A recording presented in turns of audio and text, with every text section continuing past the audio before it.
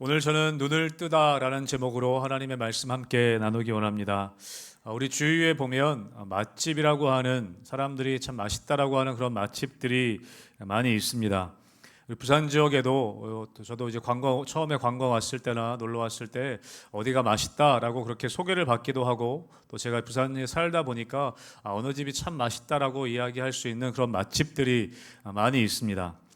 그 맛집들 중에는 처음에는 이 동네 사람들만 아는 그런 맛집이었다가 또 많은 사람들이 알게 되는, 유명세가 좀 커지면서 다른 지역에서도 찾아오게 되는 그런 맛집들도 생기게 됩니다. 그렇게 많은 사람들이 찾아오게 되면 이제 어떤 날에 어떤 순간에는 그 식당을 더 크게 짓고 또 프랜차이즈 체인점을 내는 그런 경우들도 우리가 종종 보게 됩니다. 그런데 문제는 무엇이냐면, 그런 집들 중에 처음에는 참 맛있었던 집이었는데 사람들이 많이 찾아오게 되고 바빠지고 또 건물도 커지고 프랜차이즈도 내면서 처음에 맛을 잃어버리게 되는 경우를 보게 됩니다. 제가 얼마 전에 제가 맛있게 먹었던 밀면집이 있어서 한번 다시 오래간만에 굉장히 좀 갔었거든요. 저희 아내하고 오래간만에 한번 찾아갔었는데 그 처음 맛이 아니더라고요. 저의 입맛이 바뀌어서인지도 모르겠는데 처음에 정말 맛있게 먹었던, 한동안 맛있게 먹었던 그 집 맛이 아내하고 내가 이 집 변한 것 같다, 그렇게 이야기하면서 다시 안 가게 될 것 같다, 그런 마음으로 돌아왔던 적이 있습니다. 규모는 커졌는데 처음에 맛을 잃어버려서 나중에는 가지 않게 되는 경우들을 우리의 삶 가운데 우리는 경험하게 됩니다. 여러분, 교회도 때로는 마찬가지일 때가 있습니다. 교회는 은혜가 충만해야 되는 곳인 줄로 저는 믿습니다. 여러분, 교회는 은혜가 충만해야 합니다. 은혜가 메마르게 되면 교회도 건물이 커지고 사역들이 많아진다 할지라도 은혜가 메마르게 되면, 은혜가 사라지게 되면 사람들이 찾지 않는 곳이 될 수 있다는 것입니다. 여러분, 유럽의 교회들, 서양의 교회들이 지금 그런 모습일 수도 있습니다. 우리가 함부로 판단할 수는 없겠지만 멋있는 건물은 있지만 사람들이 찾지 않는 곳이 되어버린다는 것이죠. 교회는, 또 그 교회를 이루는 성도들은 늘 은혜로 충만해야 합니다. 그래서 사도 바울은 교회에 대한 편지를 쓸 때, 교회를 향한 이 서신서들을 쓸 때 보면 그 앞에 인사말로 항상 꼭 붙이는 말씀이 있습니다. 그것이 무엇이냐면, 은혜와 평강이 있기를 원하노라. 너희에게 은혜와 평강이 있기를 원하노라. 여러분, 그냥 이것은 입에 발린 이야기가 아니라 사도 바울의 진심이었을 거라고 생각합니다. 왜냐하면 교회는, 또 그 교회를 이루는 성도들은 은혜와 평강이 늘 있어야 하기 때문이라는 것이죠. 사랑하는 성도 여러분, 여러분의 삶 가운데 또 우리 교회 가운데 늘 하나님의 은혜가 충만하기를 주님의 이름으로 축복합니다. 다른 어떤 것은 사라질지라도, 때로는 우리가 또 건물이 또 약해질 수 있고 물질도 약해질, 여러 가지 것들이 어려워질 수 있지만 다른 것 어떤 것 사라질지라도 은혜만큼은 교회 안에 머물러 있어야 한다는 것이죠. 우리가 똑같이 신앙생활하는 것 같지만, 우리가 똑같이 사역하는 것 같지만, 똑같이 헌신하는 것 같지만 우리가 은혜로 채워지지 않으면 금세 우리의 마음은 메마르게 된다는 것입니다.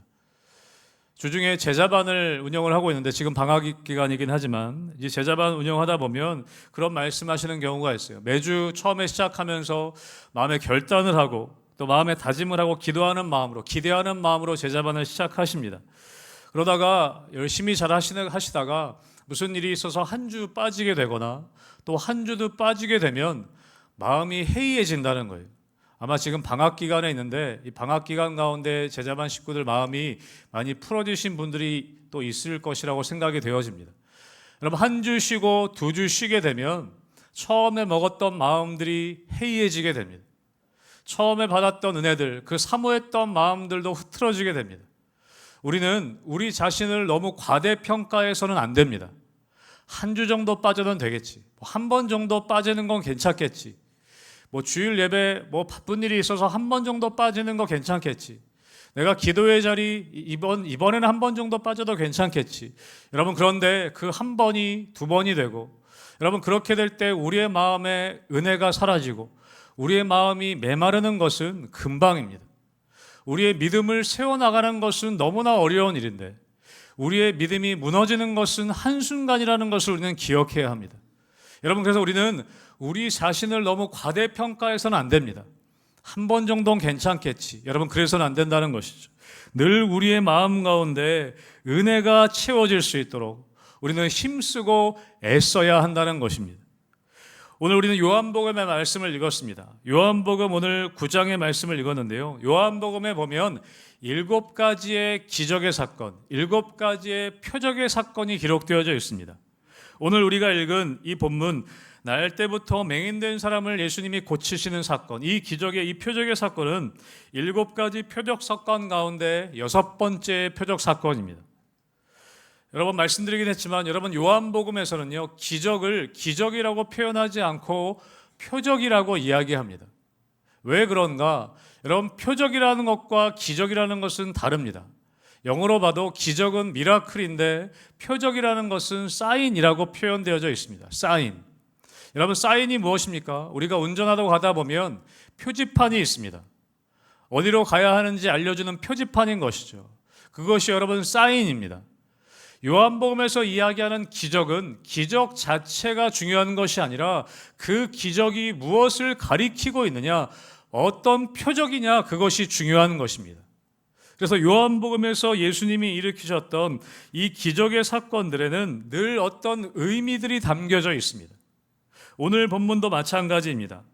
오늘 날 때부터, 이 9장에 날 때부터 맹인된 사람, 이 사람이 보게 되는 이 표적의 사건, 이것은 어떤 것을 가리키는 것일까? 여러분, 우리가 읽은 9장 이 앞부분의 8장에 보면 예수님께서 자기 자신에 대해서 이렇게 선언하고 계십니다. 우리 요한복음 8장 12절의 말씀을 함께 같이 읽어보겠습니다. 8장 12절 시작. 예수께서 또 말씀하여 이르시되 나는 세상의 빛이니 나를 따르는 자는 어두움에 다니지 아니하고 생명의 빛을 얻으리라. 아멘. 예수님이 요한복음 8장에서 자기 자신에 대해서 뭐라고 선언하시냐면 나는 세상의 빛이다 라고 말씀하십니다. 나를 따르는 자는 어두움에 다니지 않고 생명의 빛을 얻게 될 것이다 라고 선언하셨습니다. 그리고 나서 요한복음 9장에 와서 눈먼 맹인을 고치시는 사건을 일으키신다는 것입니다. 여러분, 이것은 무엇을 가리키냐? 단순히 그냥 맹인이 눈이 떠졌다, 그런 기적의 사건만을 이야기하는 것이 아니라 우리가 예수님을 따르게 되면 우리가 더 이상 어두움에 다니지 않고 생명의 빛을 얻게 될 것이다, 예수님이 그것을 알려주시기 위함이었다는 것이죠. 오늘 그래서 9장 5절 말씀에 보면 이렇게 말씀하고 있습니다. 내가 세상에 있는 동안에는 세상의 빛이로라. 예수님 자신이 이 세상의 빛이라는 것을 알려주시기 위함이었다는 것입니다. 그것이 오늘 기적의 사건 가운데 예수님이 빛이라는 것을 상징적으로 보여주는 사건이 바로 오늘의 사건이라는 것이죠. 오늘의 사건을 다시 한번 좀 살펴보기 원합니다. 우리 9장 1절과 2절의 말씀, 여러분 다시 한번 같이 함께 읽겠습니다. 시작. 예수께서 길을 가실 때에 날 때부터 맹인된 사람을 보신지라. 제자들이 물어 이르되 라삐여, 이 사람이 맹인으로 난 것이 누구의 죄로 인함이니까? 자기이니까 그의 부모니까? 길을 가시다가 한 사람을 예수님이 보시게 되었습니다. 나면서부터 맹인된 사람, 이 시각장애인을 만나게 됩니다. 그런데 오늘 예수님이 그 사람을 보셨다라고 기록하지만 원래 원어에 보면 주목하여 보셨다라는 의미가 담겨져 있습니다. 그냥 지나가듯이 보신 것이 아니라 그 사람의 삶을 보시고 그 사람을 주목하여 오늘 보고 계셨습니다.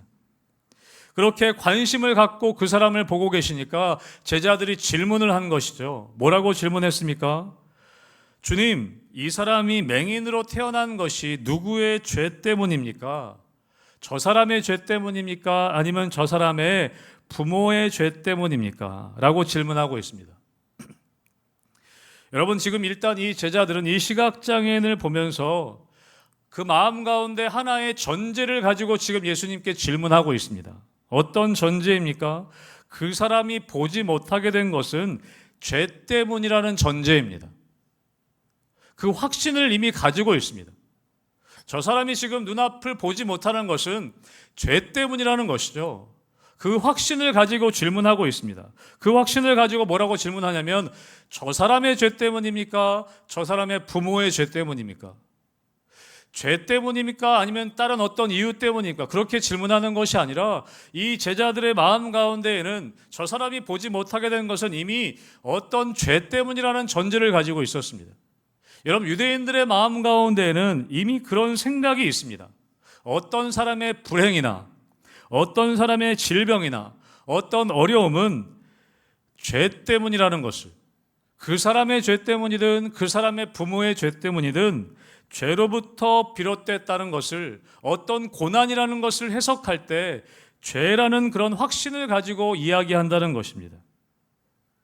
실제로 출애굽기에 보면 하나님께서 그렇게 말씀하시기도 했습니다. 누가 죄를 지었을 때 부모의 죄를 3, 4대에 걸쳐 갚겠다라고 그렇게 말씀하신 경우도 있긴 합니다. 그런데 모든 것들, 모든 어려움과 고난의 문제들을 이 유대인들 생각에는 그런 마음을 가지고 있었다는 것이죠. 죄 때문이라는. 여러분, 그래서 우리가 구약에 보면 고난에 대한 대표적인 인물이 욥 아니겠습니까? 여러분, 욥의 친구들이 욥에게 찾아와서 뭐라고 했습니까? 처음에는 욥을 위로하기 위해 왔습니다. 그런데 나중에 어떻게 얘기합니까? 네가 이렇게 고난당하는 것은 분명히 이유가 있다. 그 이유가 무엇이라고 얘기합니까? 하나님 앞에 죄를 지었기 때문일 거야. 그러니까 회개해라. 네가 알지 못하는 죄가 있을 수도 있을 거야. 너의 가정에 뭔가 죄가 있다는 것이야. 그렇게 죄에 대한 이야기를 하면서 네가 회개해야 된다라고 그렇게 욥에게 이야기합니다.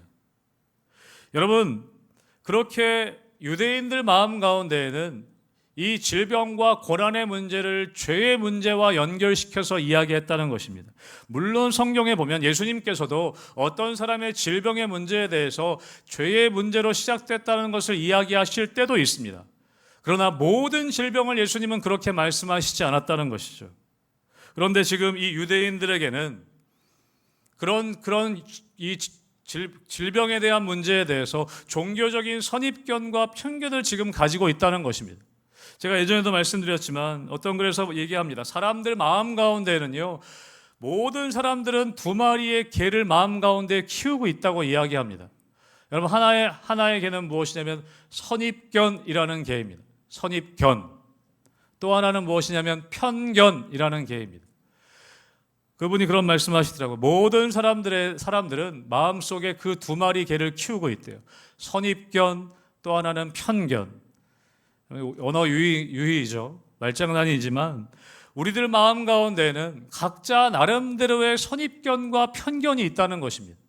내가 살아왔던 삶의 배경을 통해서 내가 생각해왔던 삶의 기준들, 나의 경험들, 알게 모르게 형성된 우리 각자만의 선입견과 편견이 우리 가운데 자리 잡고 있다는 것입니다.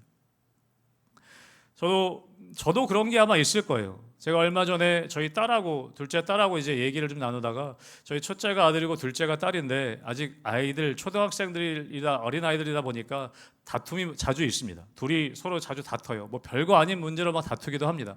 근데 어느 날 이제 며칠 전에도 좀 다퉈가지고 저희 둘째 딸하고 얘기하다가 오빠는 왜 그런지 모르겠다고 막 오빠에 대해서 원망과 불평을 막 이야기하더라고요. 그래서 제가 그랬어요. 야, 오빠는 원래 그런 거야. 그렇게 얘기했어요. 오빠는 원래 좀 무관심하고 원래 좀 툴툴거리고 원래 그래. 그랬더니 저희 딸이 그런 얘기를 하더라고요. 아빠, 원래 그런 게 어딨어요. 그렇게 얘기하더라고요. 원래 그런 게 어딨어요.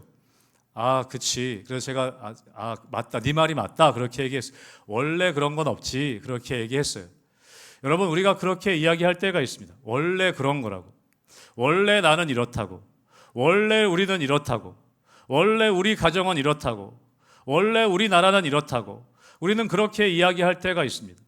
여러분, 우리 안에 알게 모르게 우리 안에 자리 잡고 있는 선입견들과 편견들이 있습니다. 오늘 유대인들에게는 이런 종교적인 선입견과 편견이 있었다는 거예요. 모든 불행과 질병의 원인은 죄라고 하는 그런 종교적인 선입견과 편견을 가지고 상대방에 대해서도 그렇게 판단하는 경우들이 흔히 있었다는 것이죠. 여러분, 우리의 마음 가운데 하나님의 은혜가 메마르고 내 안에 있는 종교적인 또는 세상적인 선입견과 편견들이 내 안에 있게 될 때는 그것을 통해 나오는 우리의 말과 우리의 판단과 행동들이 다른 사람들에게 오히려 상처가 되고 다른 사람들을 죽이는 그런 종교적인 폭력성으로 우리 가운데 나타날 때도 있을 수 있다는 것입니다. 저는 이런 경우를 참 많이 경험했습니다. 목회하다 보니까 여러 교회에서 많은 성도인을 만날 때 그러한 사람들의 말 때문에 상처를 입는 경우들이 너무나 많은 것을 경험했어요. 집사님 기도 안 해서 그래. 집사님 예배 안 나와서 그래. 어떤 사람의 불행과 고난에 대해서 우리가 너무 쉽게 그렇게 평가하고 판단해 버릴 때가 있을 수 있다는 것이죠. 집사님 집에 지금 이런 일들이 있는 것은 집사님 기도하지 않아서 그래.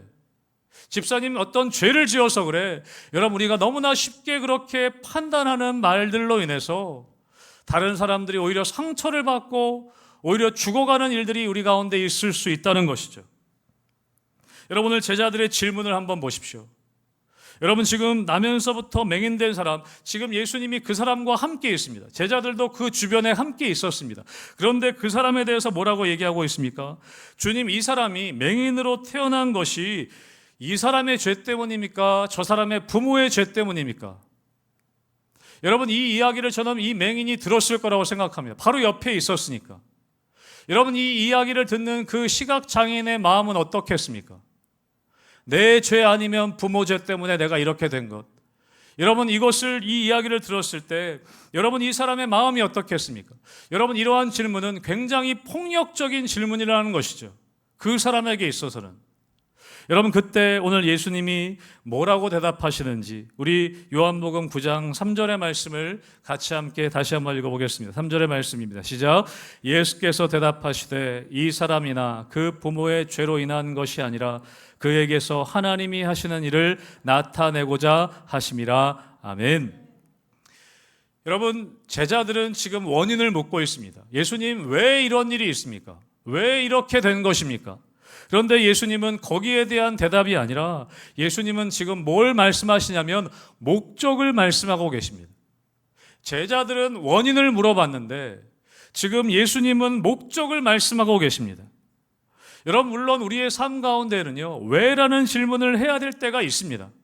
왜라고 질문해서 원인을 밝혀내서 다시 그런 일이 일어나지 않도록 우리가 왜라는 질문을 해야 될 때도 분명히 있습니다. 여러분, 우리 삶 가운데 어려움이 찾아오면 우리는 왜라는 질문을 할 수밖에 없게 됩니다. 나의 개인도, 우리 가정도, 우리 공동체도, 나라와 민족도 마찬가지죠. 왜 이런 일이 일어나는 것일까? 성경에도 보면 시편이나 선지서들을 보면 시편기나 선지자들이 하나님께 이런 질문을 할 때가 많이 있습니다. 하나님, 왜입니까? 하나님, 언제까지입니까? 어찌하여 이런 일들이 일어나는 것입니까? 그렇게 질문할 때가 분명히 있습니다. 그런데 우리가 질문해도 많은 경우에 우리는 왜라는 그 질문에 답을 얻지 못하게 되는 경우가 너무나 많습니다. 왜 그런 일이 일어나야 되는지, 왜 내가 이렇게 아파야 하는지, 왜 우리 가정 가운데 이런 어려움이 있어야 하는지 우리는 그 대답을 알지 못할 때가 너무나 많고 하나님이 거기에 대해서 대답해 주시지 않을 때도 너무나 많습니다. 여러분, 그럴 때 우리는 자꾸 억지로 해석하려고 들 때가 있습니다. 내 선입견과 내 편견을 가지고 그것을 자꾸 억지로 해석하려고 할 때가 있고 다른 사람의 삶에 대해서도 자꾸 억지로 해석해 주려고 할 때가 있습니다. 여러분, 우리의 마음 가운데 은혜가 메마르고 내 안에 있는 이 선입견과 편견을 가지고 삶의 문제를 해석하려고 하다 보면 내 책임은 회피하게 되고 책임을 물을 어떤 누군가를, 어떤 일들을 우리는 자꾸 찾게 된다는 것입니다. 여러분, 이것은 교회만이 아니라 세상적으로도 마찬가지죠. 물론 그 원인을 밝혀내고 다시 일어나지 않도록 방어해야 되는, 우리가 준비해야 되는 일도 분명히 있긴 하지만 그 일에 대한 원인을 찾아내어서, 누구를 찾아내어서, 어떤 사람을 찾아내어서 그 사람에게 공격을 퍼부어서 내가 위로함을 얻고자 하는 그런 악한 마음들도 우리 가운데 있을 수 있다는 것입니다. 한 사람을 마녀 사냥해서 그 사람에게 공격을 함을 통해서 나는 위로받고 그렇게 하려는 경우들이 우리 가운데 많이 있을 수 있다는 것이죠. 여러분, 창세기에 아담이 어떠했습니까? 아담이 선악과를 따먹고 범죄하면서 그 이후에 어떻게 했습니까? 하나님이 너 어디 있냐? 왜 선악과를 따먹었냐고 물으실 때 하나님이 주신 저 여자 때문에 제가 이 죄를 저질렀습니다. 하나님이 주신 저 여자 때문에 제가 선악과를 따먹었습니다. 여러분, 우리는 늘 나의 어떤 잘못과 나의 어떤 고난과 어려움의 문제를 누구의 탓으로 돌리려고 할 때가 있고, 뭔가 원인을 찾아서 거기에 어떤 원인들을 뒤집어 씌우려고 하는 그런 마음들이 우리 가운데 있을 수 있다는 것입니다. 왜 그렇습니까? 무엇이 문제입니까? 여러분, 그런데 오늘 예수님께서 뭐라고 대답하시는가? 여러분, 우리 3절의 말씀을 우리 메시지 성경으로 다시 한번 우리 읽어보도록 할 텐데요. 스크린 통해 같이 한번 다시 읽어보겠습니다. 시작. 예수님께서 말씀하셨다. 탓할 사람을 찾으려고 하니 너희의 질문이 잘못되었다. 차라리 너희는 하나님께서 어떤 일을 하시는지를 주목해 보아라. 아멘. 여러분, 예수님께서는 뭐라고 말씀하시냐면, 왜라고 지금 질문하고 있는 제자들에게 예수님께서는 지금 앞을 보지 못하는 사람에 대해서 왜라고 물을 것이 아니라 너의 질문이 잘못되었다라고 지금 지적해 주고 계십니다. 너희의 질문이 잘못되었다고 단호히 말씀하고 계십니다. 그리고 이어서 뭐라고 말씀하시냐면, 하나님이 어떤 일을 하시는지를 주목해 보아라. 우리가 질문할 것은 누구의 죄 때문입니까? 왜 그렇습니까? 라는 질문을 넘어서서 우리가 질문해야 할 것은 무엇이냐면, 하나님, 이 상황 가운데 이 일들 속에서 하나님은 어떤 일을 하기를 원하십니까? 하나님이 지금 나의 삶에 닥쳐온 이 고난을 통해서 하나님은 어떤 일을 행하기를 원하십니까? 그 하나님의 일에 나는 어떤 역할을 감당해야 합니까? 우리는 그 질문을 할 수 있어야 한다는 것입니다. 오늘 앞을 보지 못하고 있는 사람, 이 사람이 이렇게 된 것이 누구의 죄 때문입니까? 내 선입견과 내 편견을 가지고 지금 해석하려고 하는 것이 아니라, 제자들은 하나님, 지금 이 상황 속에서 하나님은 어떤 일들을 하기 원하십니까? 이 상황 속에서 우리는 어떤 일을 해야 합니까? 우리는 이 질문을 할 수 있어야 한다는 것이죠. 그래서 오늘 이어서 9장 4절에 보면 예수님이 또 이런 말씀을 하고 계십니다. 4절 말씀도 같이 함께 읽어보겠습니다. 시작. 때가 아직 낮음에 나를 보내신 이의 일을 우리가 하여야 하리라. 밤이 오리니 그때는 아무도 일할 수 없느니라. 아멘. 지금 예수님 뭐라고 말씀하시는 것이냐면, 지금 이런 쓸데없는 논쟁을 하고 있을 시간이 없다는 것입니다. 저 사람의 죄 때문이냐, 저 부모의 죄 때문이냐, 이런 것 가지고 시간 낭비할 시간이 없다는 것입니다. 왜요? 아직도 낮이기 때문에 나를 보내신 이의 일을 우리가 하여야 할 것이다. 그런데 밤이 올 것이기 때문에 그때는 아무도 일할 수 없는 때가 올 것이다. 다시 말하면 무엇입니까? 지금 하나님의 일을 할 수 있을 때 우리는 그 일을 해야 한다는 것입니다. 지금 누구의 죄 때문이냐, 그것 가지고 지금 논쟁할 시간이 없다는 것이죠.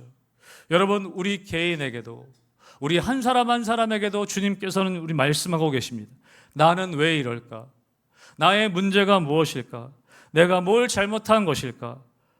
그렇게 좌절하고 낙심하고 후회만 하고 있을 시간이 지금 없다고 말씀하십니다. 쓸데없는 논쟁을 가지고 마음에 낙심된 상태로 계속 있는 것이 아니라, 주님께서는 말씀하신다는 것이죠. 하나님이 어떤 일을 행하실 것인가?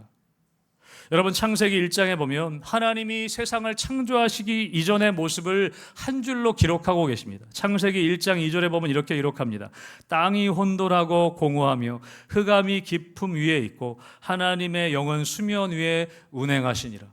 하나님이 세상을 창조하시기 전의 모습을 간단하게 설명하십니다. 땅이 혼돈했다고 되어 있습니다. 카오스, 혼란스러웠다는 것이죠. 흑암이 깊음 위에 있었다고 말씀하십니다. 어두웠다는, 깜깜했다는 것입니다.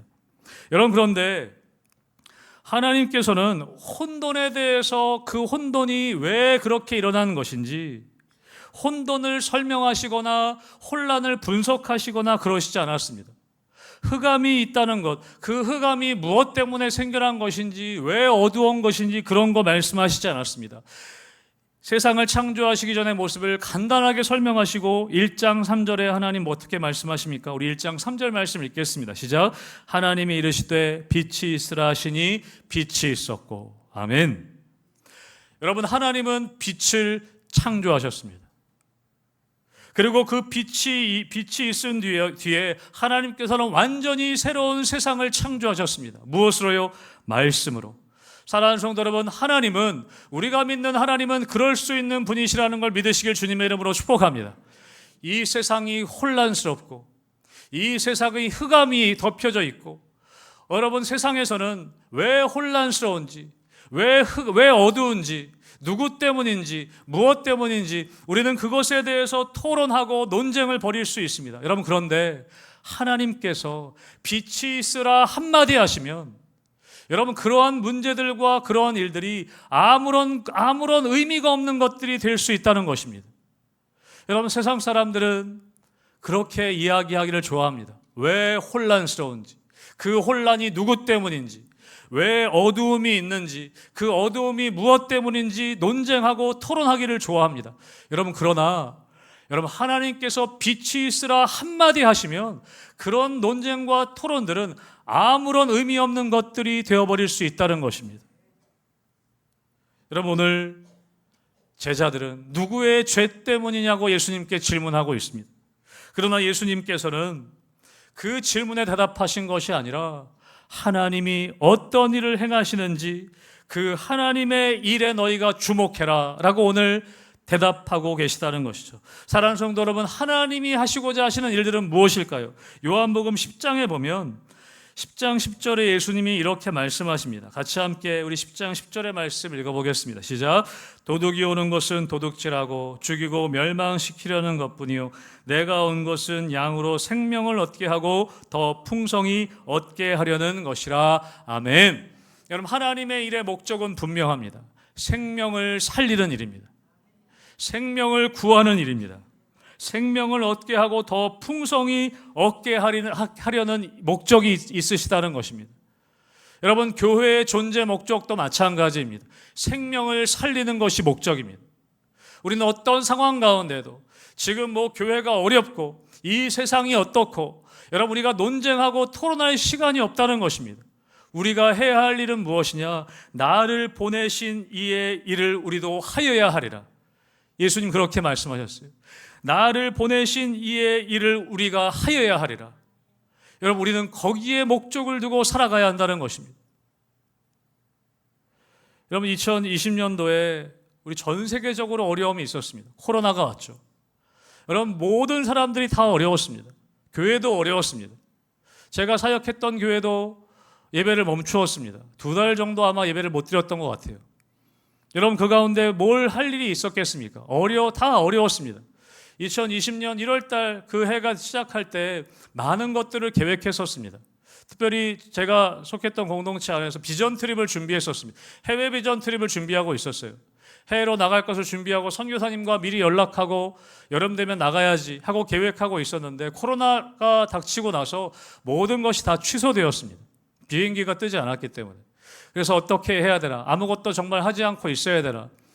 그러면서 교역자들과 함께, 성도님들과 함께 기도하면서 해외는 못 나가지만 국내는 갈 수 있지 않겠는가. 그래서 국내의 지역의 시골교회 우리 목사님들, 시골교회들에게 연락을 돌렸습니다. 그래서 어느 한 교회와 연락이 돼서 시골교회를 찾아갔습니다. 물론 그 시골교회도 코로나 때문에 예배는 드리지 못했어요. 근데 그래도 할 일이 있을 것 같아서 그 목사님과 이야기 나누는 가운데 그 목사님이, 그러면 사람들은 오지 못하는데, 원래 비전 트립 오려고 했던 교회들이 다 연락이 끊겨버렸다는 거예요. 못 오겠다고 연락이 왔다는 거예요. 근데 그 목사님이 기도하고 계셨대요. 비전 트립 올 수 있는 교회를 좀 보내달라고 기도하고 계셨대요. 그래서 제가 속했던 교회와 연결이 된 거예요. 근데 사람들은 못 만나지만 목사님이 그런 부탁하시더라고요. 그냥 동네에 다니면서 쓰레기라도 줍고, 또 그 동네 지역의 벽들이 페인트가 다 벗겨졌는데 혹시 페인트 칠을 좀 해주실 수 있습니까? 할 수 있습니다. 그래서 그 여름에 사람들은 만나지 못했지만 그 지역을 다니면서 쓰레기를 줍고, 그 지역에 있는 동네 벽들에 페인트만 칠하는 것이 아니라 벽화를 칠했습니다. 그래서 벽화를 아름답게 막 그렸어요. 그랬더니 동네 분들이 너무 좋아하시더라고요. 그래서 그것이 연결이 되었어요. 그 다음에도 가고 또 그 다음에도 가고 계속해서 그 교회에 함께 가서 비전 트립을 진행하게 되었었습니다. 여러분, 우리가 어려움이 닥칠 때가 있습니다. 고난이 닥칠 때가 있습니다. 여러분, 그럴 때 많은 사람들은 세상에서는 그렇게 무엇 때문이냐고, 왜 누구의 죄 때문이냐고 우리가 그렇게 논쟁을 벌일 수 있다는 것이죠. 여러분, 그런데 예수님께서는 그 질문이 잘못됐다고 말씀하십니다. 하나님이 어떤 일을 행하실지에 주목해야 한다고 오늘 말씀하고 계십니다. 사랑하는 성도 여러분, 여러분의 삶에 질문이 바뀔 수 있게 되시길 주님의 이름으로 축복합니다. 하나님 왜 그렇습니까? 여러분, 단순히 왜냐는 질문을 넘어서서 이제는 우리가 질문해야 하는 것이죠. 하나님, 이 상황 가운데 하나님이 어떤 일을 행하기를 원하십니까? 하나님, 지금 이 환경 속에서 우리가 어떤 일을 하기를 원하십니까? 하나님은 그 질문하기를 원하셨다는 것입니다. 여러분, 예수님이 그렇게 말씀하시고 나서 앞을 보지 못하는 사람에게 이어서 이렇게 말씀하십니다. 우리 9장 6절과 7절의 말씀도 같이 함께 읽어보겠습니다. 6절 7절을 읽습니다. 시작. 이 말씀을 하시고 땅에 침을 뱉어 진흙을 이겨 그의 눈에 바르시고 이르시되 실로암 못에 가서 씻으라 하시니, 실로암은 번역하면 보냄을 받았다는 뜻이라. 이에 가서 씻고 밝은 눈으로 왔더라. 아멘.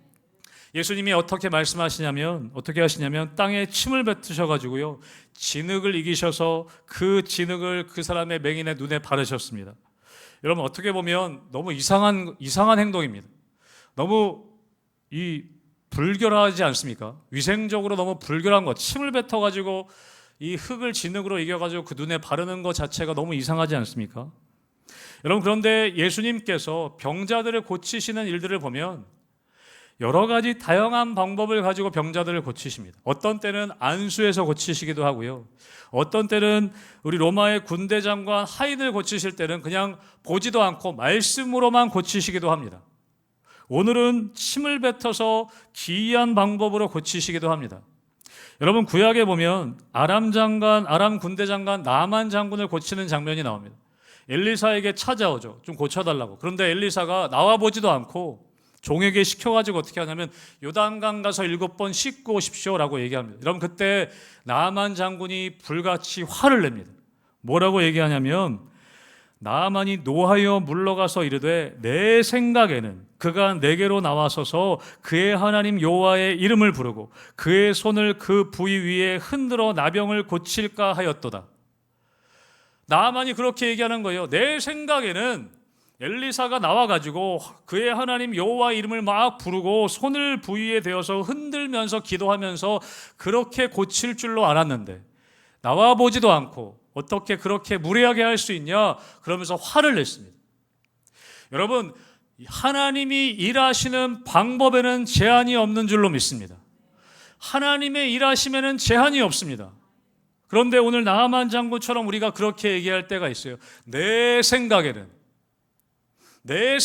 이렇게 해야 되는 게 맞는데, 내 생각에는 이렇게 하는 것이 맞는데. 여러분, 우리 교회 사역도 마찬가지입니다.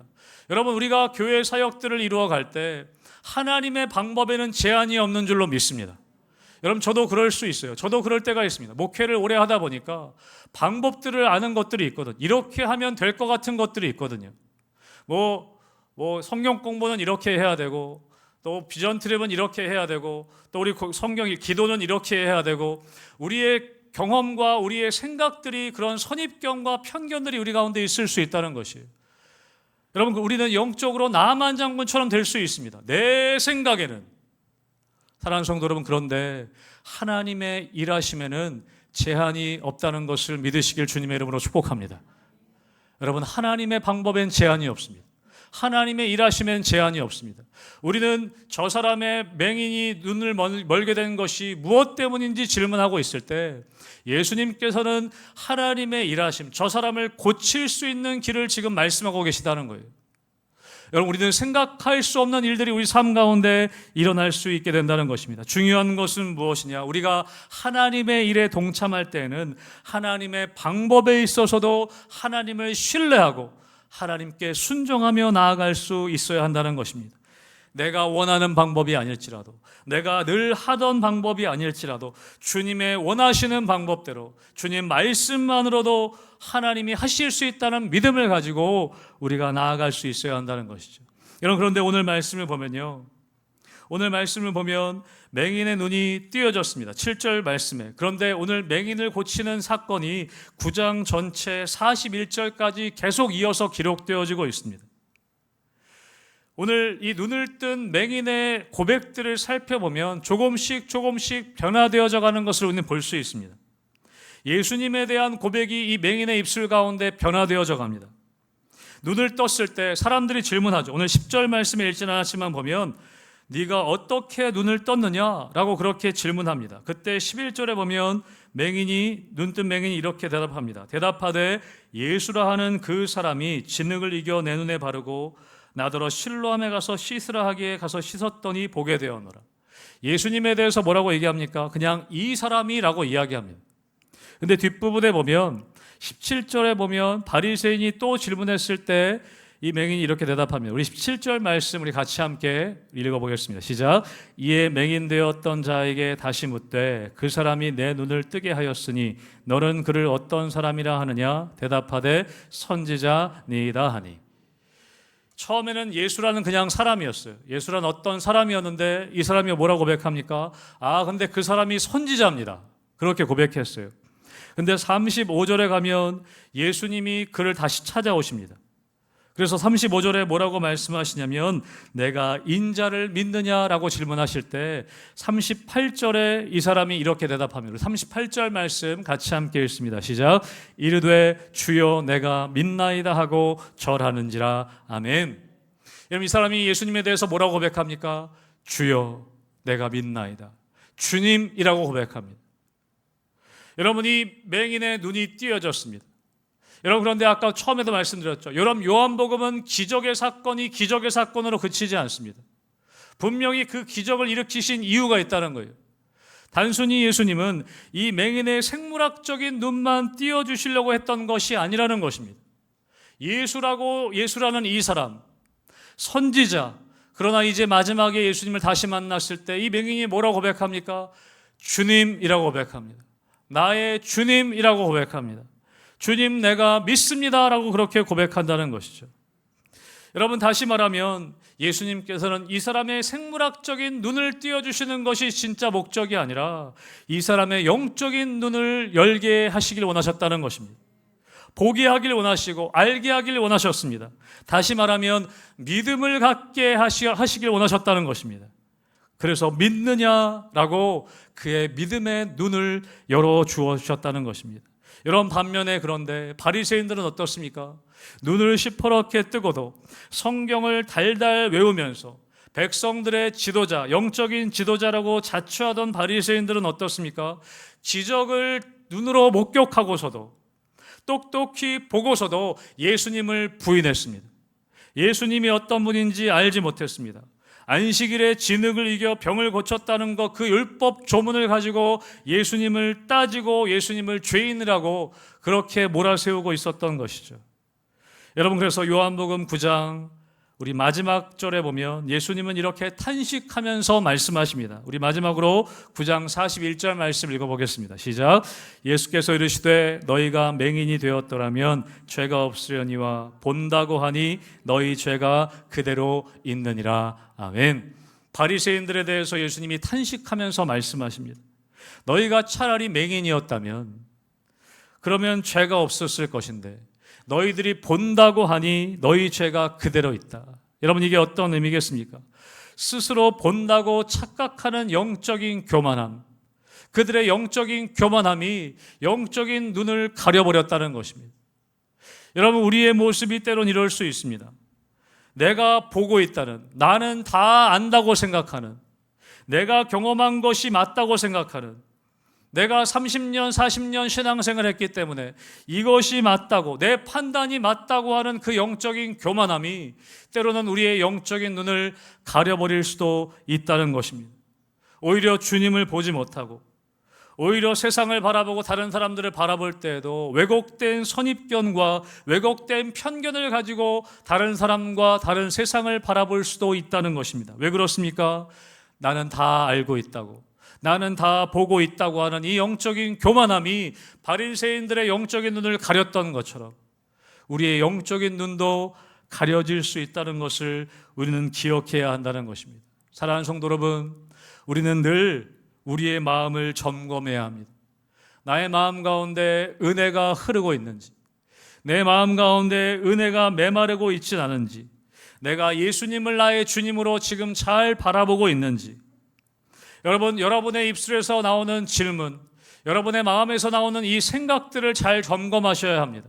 내가 지금 어떤 질문들을 하고 있는지, 지금 제자들처럼 선입견과 편견을 가지고 저 사람의 죄 때문입니까? 부모의 죄 때문입니까?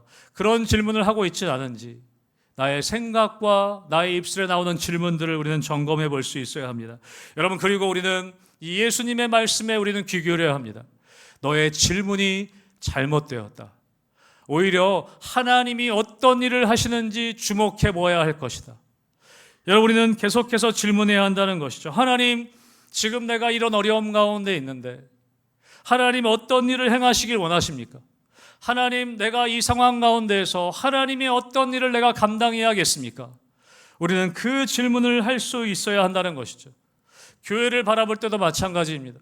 하나님, 교회가 왜 이렇습니까? 하나님, 이 세상이 왜 이렇습니까? 물론 그런 질문도 할 수 있겠지만 우리는 그 질문을 넘어서서 누구 때문입니까? 왜 이렇습니까? 라는 질문을 넘어서서 하나님, 이 상황 속에서 내가 어떻게 해야겠습니까? 하나님, 이 상황 속에서 우리 교회가 어떤 일을 감당해야겠습니까? 하나님이 어떤 일을 하기를 원하십니까? 우리는 그 질문을 해 나갈 수 있어야 한다는 것입니다. 사랑하는 성도 여러분, 여러분의 삶 가운데 영적인 믿음의 눈이 열려지기를 주님의 이름으로 축복합니다. 우리가 주님을 바라보고 우리가 주님을 바라보는 그 믿음의 눈을 가지고 세상을 바라보고 교회를 바라보고 우리 주위의 이웃들을 바라봄을 통해 우리가 사람들을 죽이는 말을 하는 것이 아니라,